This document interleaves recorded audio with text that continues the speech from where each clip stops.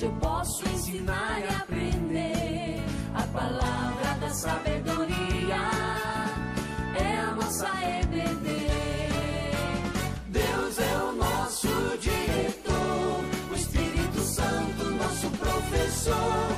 A Bíblia é a cartilha que ensina o caminho, a verdade e a vida. Deus é o nosso diretor, o Espírito Santo nosso professor. A Bíblia é a cartilha que ensina o caminho, a verdade. Bom dia, meus irmãos. Nós estamos aqui reunidos hoje novamente em escola dominical.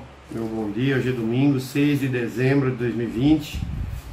A revista do trimestre é essa revista aqui, Deuses Demais, quem está no trono do seu coração. A lição de hoje é a de número 12. E o tema dessa aula número 12 que a gente vai estudar hoje, ela diz o seguinte: conhecimento e ideologia. Conhecimento e ideologia. O texto base dessa aula de hoje, ele se encontra na carta do apóstolo Paulo escrevendo aos Coríntios.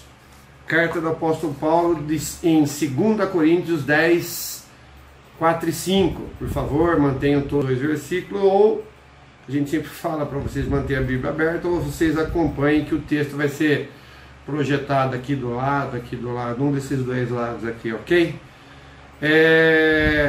O título desse texto é Paulo defende a sua autoridade apostólica, que é o tema do capítulo 10 de 2 Coríntios.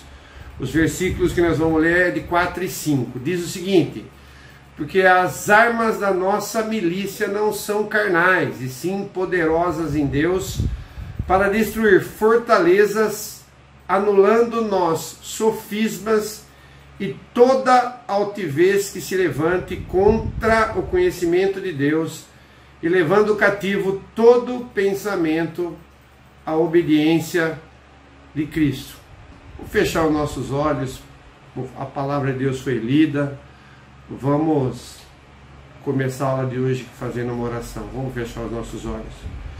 Senhor nosso Deus e nosso Pai, eu te agradeço pela oportunidade, ó Pai, de estarmos reunidos em escola dominical, como há pouco tempo atrás nós agradecemos a Ti no culto de ação de graças, porque a igreja continua viva, Senhor, e continua proclamando as verdades e o conhecimento do Teu Evangelho, cuja aula hoje fala sobre o conhecimento de Deus, Senhor.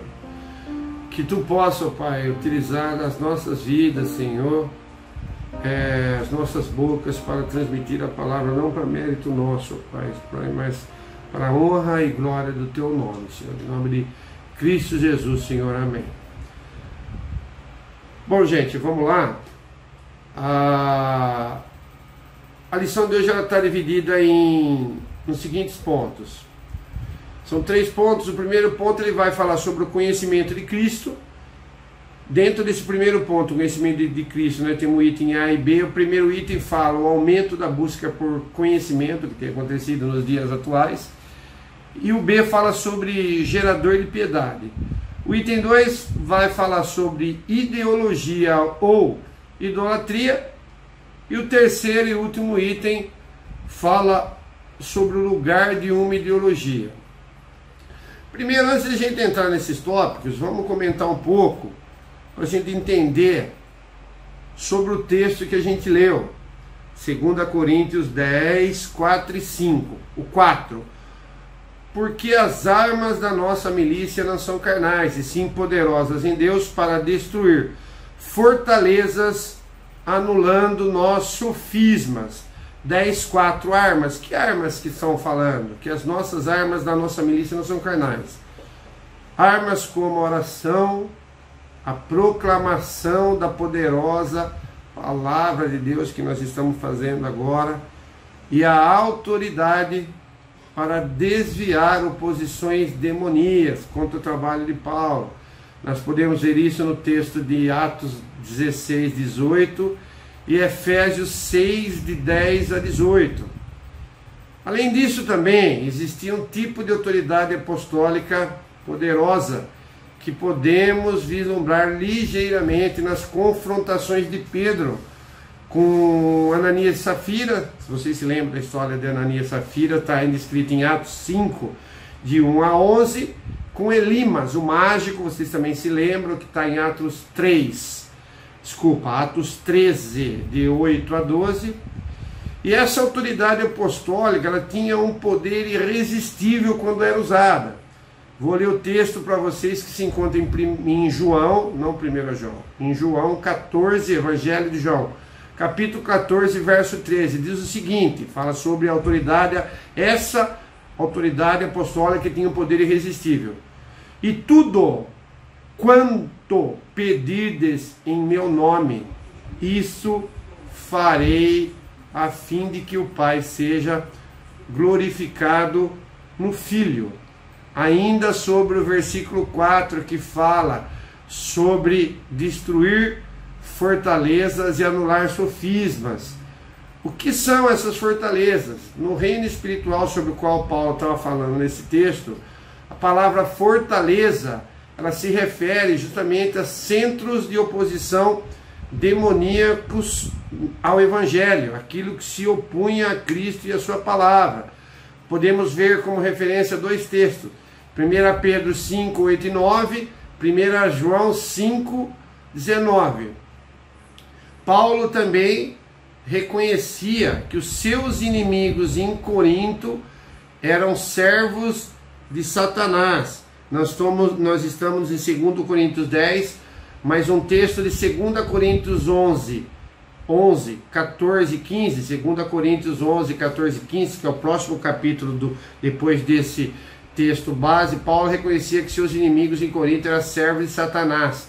Mas esse conhecimento, o fato de ele conhecer que eles eram inimigos e servos de Satanás, não assustava Paulo. Por quê? Porque o poder do Espírito Santo que estava dentro de Paulo era muito maior. O que ele fala nesses dois versículos, 2 Coríntios 11, 14 e 15? E não é de admirar, porque o próprio Satanás se transforma em anjo de luz. Não é muito, pois que os seus próprios ministros se transformam em ministros de justiça, e o fim deles, quer dizer, é o mas, né? E o fim deles será conforme as suas obras. O que é sofisma? Sofisma é justamente aquilo que esses questionadores de Paulo estavam fazendo, eles se aperfeiçoaram em conhecimento. O que é sofisma? Sofisma é um argumento, um raciocínio concebido com o objetivo de produzir a ilusão da verdade, quer dizer, mentira, né? Que embora simule um acordo com as regras de lógica, apresenta, na realidade, uma estrutura interna inconsistente, incorreta e deliberadamente enganosa. Sofisma foi feito justamente para enganar aqueles que estavam ouvindo. A argumentação que aparenta verossimilhança, que aparenta ser verdade, ou veridicidade, mas que comete involuntariamente incorreções lógicas, também chamado de paralogismo. Então, quando fala anulando nós sofisma, fala justamente sobre a falsa sabedoria e argumentos sofisticados eram algumas armas daqueles que eram servos de Satanás e seu ataque contra Paulo.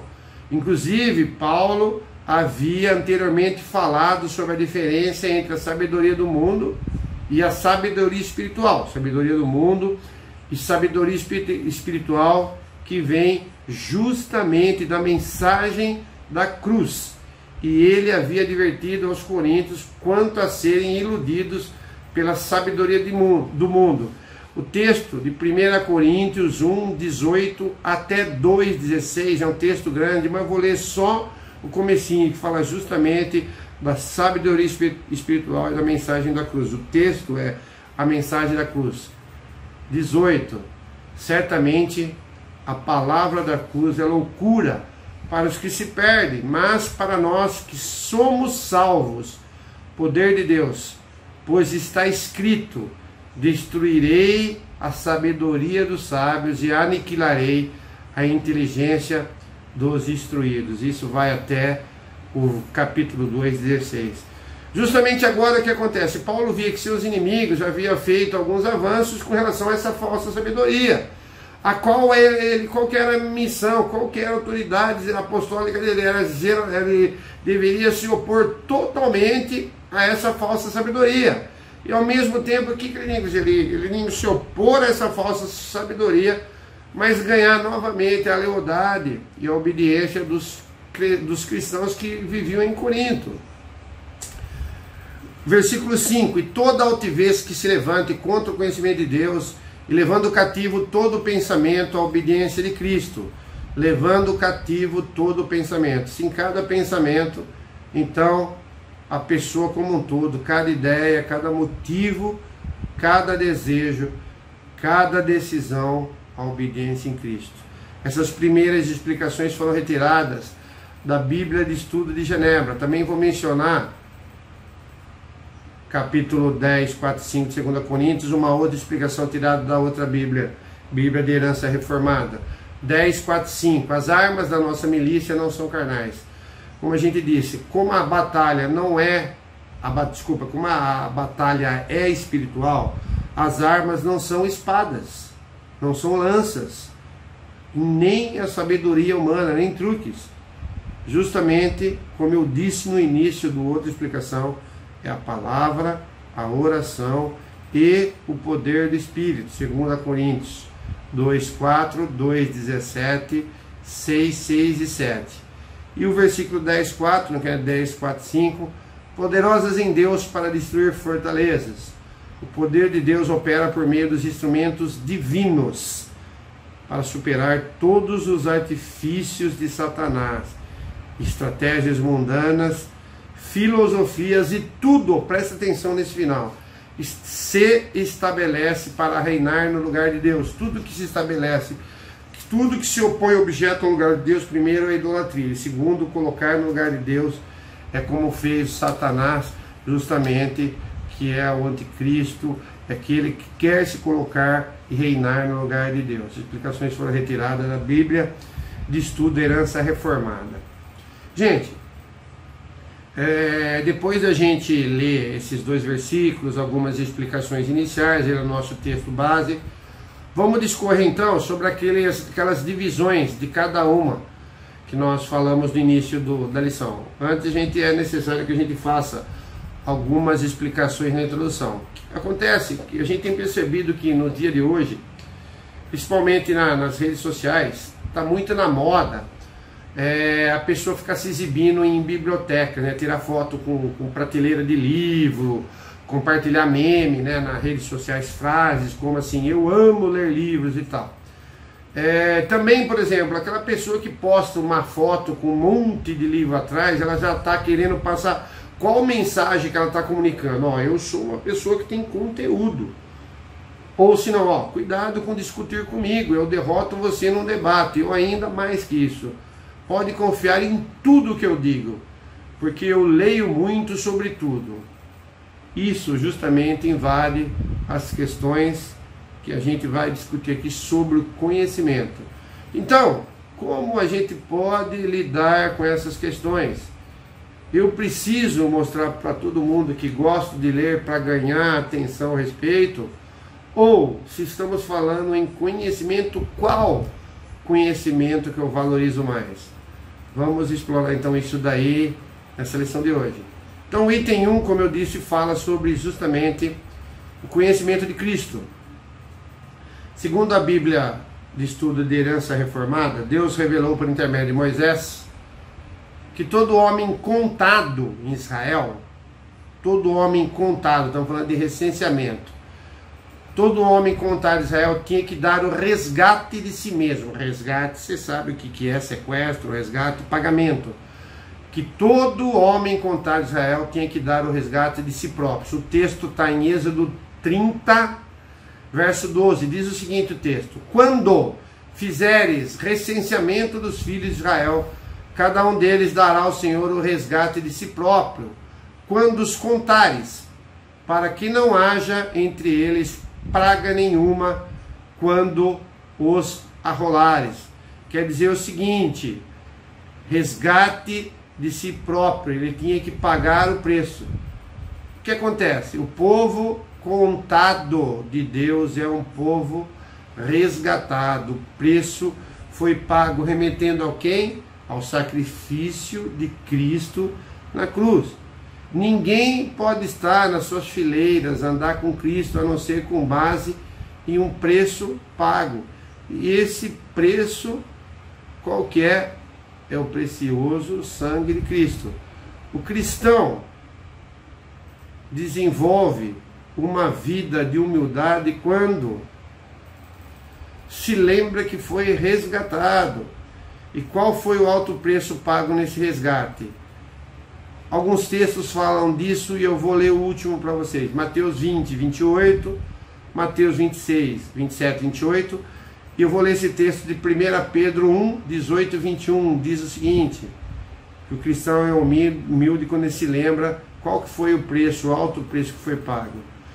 Sabendo que fostes resgatados das vossas práticas vãs, que por tradição recebestes vossos pais, não por coisas corruptíveis como ouro e prata. A gente não foi resgatado por ouro e prata, não foi um pagamento em dinheiro, mas pelo sangue precioso de Cristo, como de um cordeiro sem defeito e imaculado, conhecido na verdade antes da fundação do mundo, mas manifestado no fim dos tempos por amor de vós, que por ele tendes fé em Deus, que o ressuscitou dentre os mortos e lhe deu glória, de modo que a vossa fé e esperança fossem em Deus.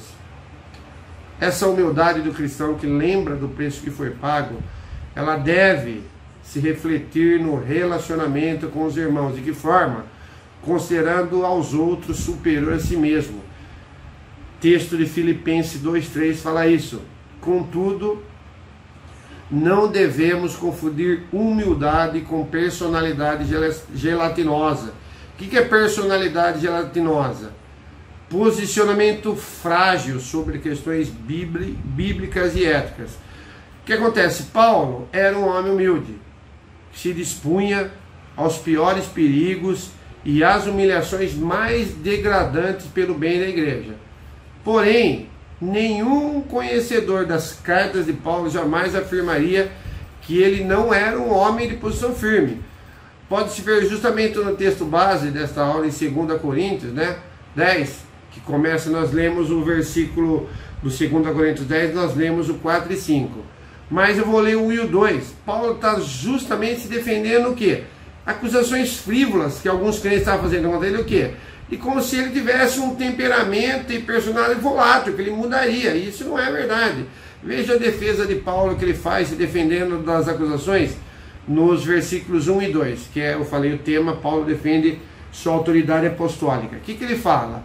E eu mesmo, Paulo, vos rogo pela mansidão e benignidade de Cristo, que eu que, na verdade, quando estou presente entre vós, sou humilde, mas quando ausente, quer dizer, quando estou longe de vocês, ousado para convosco. Sim, eu os rogo que não tenha que ser ousado quando presente, quando junto de vocês, servindo-me daquela firmeza em que penso que devo tratar alguns que nos julgam, a ele, falando dele próprio, como se andássemos em disposições de mundano proceder, como se ele não tivesse autoridade apostólica. E justamente em sua defesa, o que Paulo faz uso desse tema como um gancho, justamente uma das características mais notáveis do ministério de Paulo. Qual que é? É a firmeza inegociável do apóstolo na defesa e na promulgação da verdade. Abrir mão da verdade, do evangelho, para não desagradar os amigos, não é humildade.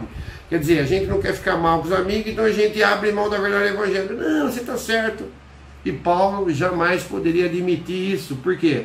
Porque ele se considerava como escravo de Cristo, a quem devotara toda a sua fidelidade. Por isso, o que Paulo fez? Ele afirmou, justamente nesse texto básico que a gente leu, Eu vou ler novamente, mas veja agora analisando a firmeza de Paulo. Ele fala desse texto, e eu vou ler novamente, parece que ele está fazendo uma marcha, uma conduta, uma defesa inflamada, dizendo o seguinte: as armas, parece que a gente consegue visualizar, ouvir Paulo dizendo: as armas da nossa milícia não são carnais, e sim poderosas em Deus. Para quê? Para destruir fortalezas, anulando nossos sofismas e toda altivez que se levante contra o conhecimento de Deus, e levando cativo todo pensamento à obediência de Cristo. Paulo, justamente, é o nosso texto base que Paulo fala justamente da sua obediência a Cristo. Duas coisas, então, são importantes a gente destacar. Primeira delas: não se combate falsos ensinamentos com gentileza, mas com o ensino correto da palavra. E a segunda coisa que a gente precisa destacar é o seguinte: para se destruir argumentos, é preciso conduzir as consciências à obediência de Cristo. Então, para a gente terminar esse primeiro tópico, o conhecimento visto de um modo geral é de grande importância para o nosso desenvolvimento. É de grande importância. Só que tem um mas.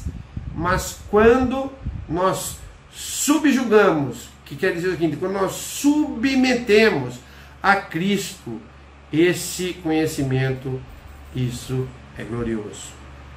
Aí, ainda no terminando o primeiro ponto, eu disse para vocês que tem o item A e o item B. Nós estamos falando de conhecimento. O que é importante? Tem o item A, fala o seguinte, que aumento da busca por conhecimento. O que tem acontecido? Outra consequência que também a gente tem percebido nas redes sociais, no crescimento das redes sociais, mais uma vez, é que essas redes sociais elas expõem o orgulho e o narcisismo. O narcisismo é vaidade. É o orgulho, o narcisismo das pessoas é justamente esse exibicionismo intelectual. Nós falamos das fotos com livros, né? Que a pessoa quer transmitir a mensagem de que ela tem conhecimento. Então é o exibicionismo intelectual. O que quer dizer exibicionismo intelectual? É aquelas discussões sem fim, que é uma luta para ver quem que destrói o adversário com um argumento mais arrasador. Para vocês terem uma ideia, nós estamos falando sobre livre conhecimento. Em 2018, a Amazon, né, que é conhecida plataforma de venda de produtos, mas principalmente venda de livros e produtos variados, ela subiu da quinta para a terceira posição, terceira colocada no ranking entre as 100 empresas mais valiosas do mundo, não é dos Estados Unidos, entre as 100 empresas mais valiosas do mundo. Ela era a quinta, ela foi para a terceira, vai aparecer aqui. Só para você ter uma ideia, não vou pôr a 100, mas dentre as 10 marcas mais valiosas, em primeiro lugar está a Apple, já falei numa aula anterior, acho que foi a aula 8, acho que é a empresa de informática, de equipamentos, né? iPhone, Usai, né? iPhone, iMac, e assim vai. Segunda é o Google, também empresa de internet, né? Buscador. E a terceira marca mais valiosa é a Amazon. Essa informação foi tirada do site de economia do UOL. Isso quer dizer o quê? Que nunca foi tão popular comprar livros.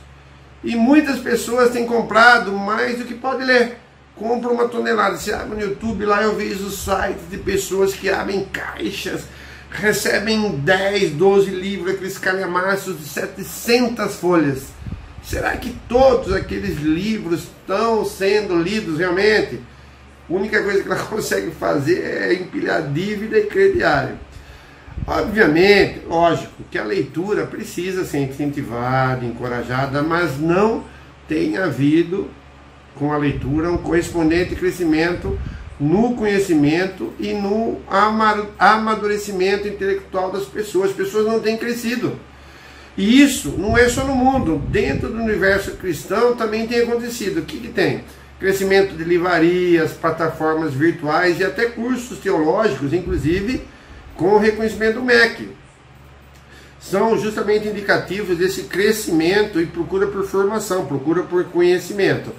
A igreja, nesse caso, ela é beneficiada, mas ela só é verdadeiramente beneficiada quando esse crescimento produz melhor formação, piedade e testemunho entre os cristãos. Mas um efeito colateral disso pode ser danoso. Qual que é? Não é difícil a gente verificar, justamente na falando de rede social, e ver em página de Facebook cristã, gospel cristã, discussões acaloradas e nem sempre edificantes entre os cristãos das mais diversas denominações. Então, esse conhecimento que tem aumentado, essa busca, esse aumento, esses livros que estão sendo comprados, esse conhecimento não parece ter gerado piedade. E com essa frase a gente vai justamente para o tópico B, do item 1, gerador de piedade. Então, o que gera piedade? Não é o conhecimento?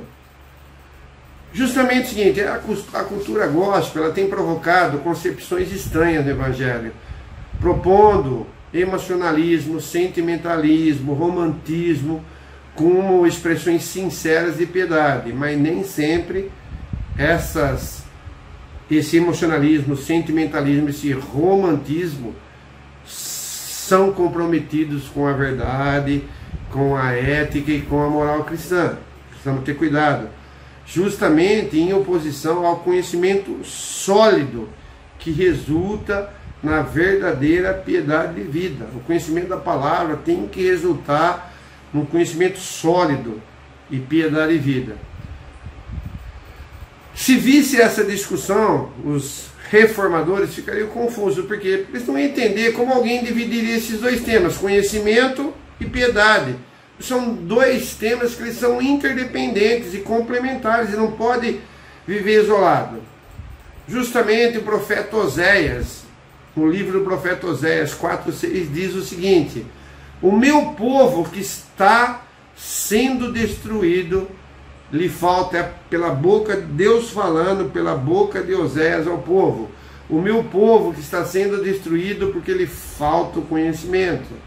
Porque tu, sacerdote, rejeitaste o conhecimento, também eu te rejeitarei, para que não sejas sacerdotes diante de mim. Nossa, a gente arrepia, gente. É a rejeição de Deus pela falta de conhecimento de Deus, pela falta de conhecimento dele, visto que te esqueceste da lei do teu Deus, também eu me esquecerei de teus filhos. Palavra dura. Oséias, o profeta, profetizando contra o seu povo. Isso quer dizer o quê? Que a falta de conhecimento de Deus gera necessariamente corrupção. Porém, o mero conhecimento sem a prática piedosa das virtudes cristãs também gera destruição. Mateus 7, 26 e 27 diz o seguinte: todo aquele que ouve estas minhas palavras, preste atenção, que lição de sabedoria, Mateus 7, Evangelho de Mateus 7, 26 e 27. Todo aquele que ouve estas minhas palavras e não as pratica, não adianta só ouvir, tem que praticar, e não as pratica, será comparado a um homem insensato, que edificou a sua casa sobre a areia, e caiu a chuva, transbordaram os rios, sopraram os ventos e deram com ímpeto contra aquela casa. E ela desabou, sendo grande a sua ruína. Outra advertência: conhecer sem obedecer é má ideia. O conhecimento de Deus é uma busca sem fim. Gente, vou aproveitar uma pausa para sugestão de literatura. Justamente nós estamos falando um livro interessantíssimo para vocês lerem, Conhecimento de Deus, de J.I. Packer, conhecido teólogo, editora Mundo Cristão. Leiam, gente. Sempre eu sugiro um livro aqui, é tão bom a gente ler e crescer. A Bíblia, lógico, é a nossa regra de fé e de prática, mas nós temos teólogos que dão uma mastigada para a gente aí. O conhecimento de Deus, então, é uma busca sem fim. Se realmente usamos as Escrituras como lentes para enxergar toda a realidade, mais enriquecidos e fascinados, ficamos então com a exposição da glória de Deus no mundo. A gente consegue através dessa lente. A Escritura nos proporciona isso, a palavra de Deus nos proporciona isso. Isso foi o que aconteceu com os nossos irmãos do passado, que viam a mão de Deus em todas as coisas, e quanto mais cresciam no conhecimento e na intelectualidade produtiva para este mundo, mais dedicavam seu coração em entrega e consagração ao Senhor. Jeremias 9, 23 e 24 diz o seguinte, Jeremias 9, 23 e 24 diz o seguinte: assim diz o Senhor, não se glorie o sábio na sua sabedoria, nem o forte na sua força, e nem o rico nas suas riquezas, mas o que se gloriar, glorie-se nisto, em me conhecer e saber que eu sou o Senhor, e faço misericórdia, juízo e justiça na terra, porque destas coisas me agrado, diz o Senhor. Está vendo o que Deus quer para a nossa vida? Não adianta nada o cara ser sábio, ser forte, ser rico, mas ele se gloriar em si próprio. Tudo isso é passageiro, a sabedoria fica, a força ela se esvazia, e a riqueza ela se consome, mas o conhecimento do Deus único, do Deus verdadeiro, que faz misericórdia, juízo e justiça na terra. Gente, vamos para o item 2. Item 2 ele fala o seguinte da lição: um contraponto entre ideologia ou idolatria. Qual que é a diferença, ideologia ou idolatria? Justamente a lição ela pega o exemplo do nosso país. Nós vivemos num período de conflito justamente ideológico em nosso país. Os escândalos que foram surgidos aí na vida política trouxeram ao cenário nacional justamente discussões sobre ideologias, especialmente sobre socialismo, conservadorismo e liberalismo. Então falamos de esquerda, direita, centro, né? Socialismo, conservadorismo e liberalismo. Inclusive esse tema já foi tratado e pode ser visto justamente na revista Cristianismo e Política, que é do segundo trimestre de 2018. Se vocês buscarem lá na Cultura Cristã, ela tem. Mas inevitavelmente essa questão também alcançou o que? As nossas igrejas e púlpitos. E não há como a igreja simplesmente ignorar esse assunto como se fosse de pouca importância. O destaque importante para essa lição de hoje, justamente qual que é? É o perigo que o cristão corre quando idolatra uma ideologia e a confunde com fé cristã. O que quer dizer isso daí? É que o risco da idolatria é inerente à ideologia em si. Por quê? Porque ela é sempre soberba e sempre traz no seu bojo uma compreensão do mundo. Timothy Keller, no seu livro Deuses Falsos, página 100, diz o seguinte: a palavra ideologia pode ser usada para designar qualquer conjunto de ideias sobre um assunto, mas também pode ter uma conotação negativa próxima à de uma palavra parecida, que é a idolatria. Aí uma ideologia, assim como um ídolo, é uma descrição parcial e limitada da realidade, que foi promovida ao nível de palavra final sobre as coisas. Então, a conotação de ideologia, ela tem uma conotação negativa muito próxima da idolatria. A gente lembra, eu estava lendo esse texto, eu lembrei daquela música do Cazuza, né? Que era a juventude que falava, né? Ideologia me dê uma para viver. O mundo está, sociedade, ela está vivendo distante, né? Justamente, se nós considerarmos que vivemos uma sociedade distante de Deus, que renunciou justamente ao quê? Ao conhecimento divino, e tem justamente se entregado cada vez mais profundamente a toda sorte de vício, devassidão, a gente pode concluir sem dificuldade, porque é tão fácil uma ideologia que é imposta assumir o lugar que pertence somente a Deus. Quando a ideologia assume o lugar que pertence a Deus, ela se transforma em idolatria. Qual que é que fala a frase da lição aqui? Deus demais. Quem está no trono do seu coração? Se a ideologia ocupou o seu coração, ela virou uma idolatria. E, gente, continuando ainda com uma citação do Timothy Keller, né, do livro Deuses Falsos, justamente eu li a página 100, vou ler agora a partir da página 103. Em qualquer cultura na qual Deus está ausente, o sexo, o dinheiro e a política, não são os dias de hoje? Sexo, o dinheiro e a política preencherão o vazio de diferentes pessoas. Essa é a razão pela qual nosso discurso político é cada vez mais ideológico e polarizado. O discurso político não fala sobre política, que vem da polis, que vem lá da Grécia Antiga e de Atenas. É um discurso ideológico, sabe? Essas mudanças de sociedade, questões de pedofilia, aborto, gênero, um discurso ideológico. E a única forma de lidar com todas essas coisas é restaurar nossa relação com Deus. Então, gente, desse modo, uma ideologia pode servir de ferramenta nas mãos de Satanás, que é o que ele tem feito com o sistema do mundo. Para o quê? Para que iluda, que segue e perverta a consciência das pessoas. É o que Satanás tem feito com o mundo, né? Com o leão que ruge, que nos cerca, e justamente ele ilude, segue e perverte a consciência das pessoas. Em 2 Coríntios 4,4 diz justamente o seguinte: o Deus, com D minúsculo, hein?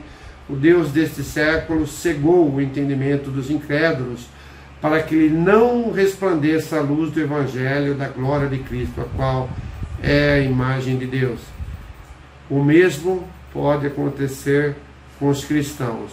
Em 2 Timóteo 2, 25, 26 diz o seguinte: disciplinando com mansidão os que se opõem, na expectativa de que Deus lhe conceda não só o arrependimento para conhecerem plenamente a verdade, mas também o retorno à sensatez, livrando-se ele dos laços do diabo, tendo sido feito cativos por ele para cumprirem a sua vontade, a vontade de Satanás, para que Deus lhe conceda não só o arrependimento, para conhecerem plenamente a verdade.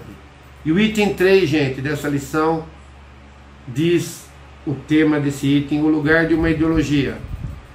Não, gente, nós precisamos nos adaptar e aprender como interagir de modo cristão com uma cultura caída e apóstata. Até tem um livro aí, acho que é o Michael Horton, outro livro para indicar para vocês, não peguei ele para mostrar, chama O Cristão e a Cultura, muito bom para vocês, que fala justamente isso. A gente precisa aprender a interagir de modo cristão com uma cultura caída e apóstata, que é a cultura do mundo.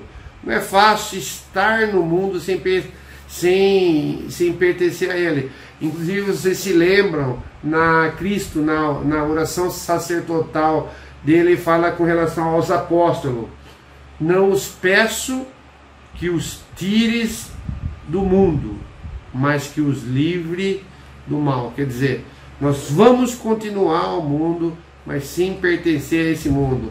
Textos como João 15, 18 e 19, 1 João 4, de 4 a 6 também diz isso.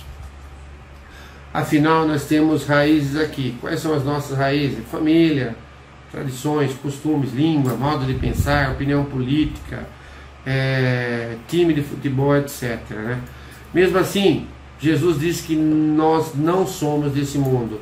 E Paulo, em Filipenses 3,20, diz o seguinte: a nossa pátria está nos céus. Quer dizer, nós não estamos nesse mundo, não percebemos. A nossa pátria está nos céus, de onde também aguardamos o Salvador, o Senhor Jesus Cristo.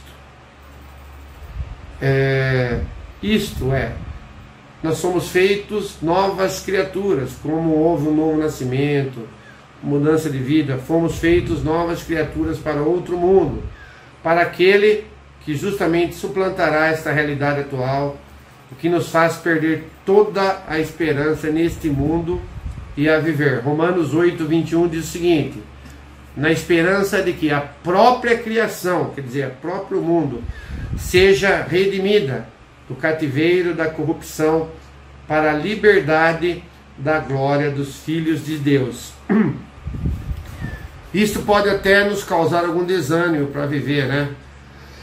Afinal, para que nos empenharmos para alguma coisa? Porque procurar uma boa profissão, aprender outro idioma, ter filhos, trocar de carro, guardar dinheiro, fazer faculdade, se for para satisfazer alguma ideologia, sonho, utopia, projeto de reconstrução do mundo, realmente, de fato, não há motivo. Só que em 1 Coríntios 15, 19, diz o seguinte, versículo conhecido: se a nossa esperança em Cristo se limita apenas a esta vida, somos os mais infelizes de todos os homens.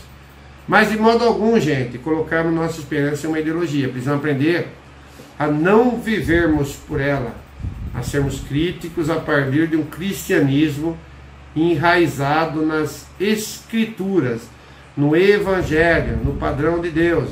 Aí sim, fará sentido continuar construindo e nos desenvolvendo nesse mundo, ao mesmo tempo em que aguardamos a vinda do nosso Salvador, Cristo Jesus.